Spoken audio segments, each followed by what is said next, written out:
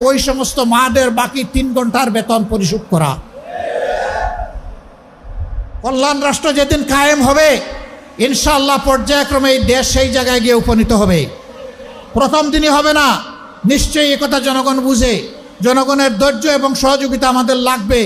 জনগণের যদি আন্তরিক সহযোগিতা এবং ধৈর্য পাই ইনশাআল্লাহ তা হবে। বলবেন ঠিক আছে, বেতন না হয় দিলেন, 3 ঘন্টা যে খালি হয়ে গেল সেই কাজের গ্যাপ কিভাবে পূরণ হবে? দুনিয়ার বহু দেশে পার্ট টাইম সরকারি জব আছে। অনেক মহিলা 8 ঘন্টা সময় দিতে পারবে না, বাসার বাইরে তার বাচ্চা আছে, সংসার আছে, এই জন্য জব ছেড়ে দেয়। তারা যখন দেখবে 3 ঘন্টারও আমার একটা সুযোগ আছে, বলবে ঠিক আছে সেই 3 ঘন্টা আমি আমার প্রয়োজন পূরণ করে আসি।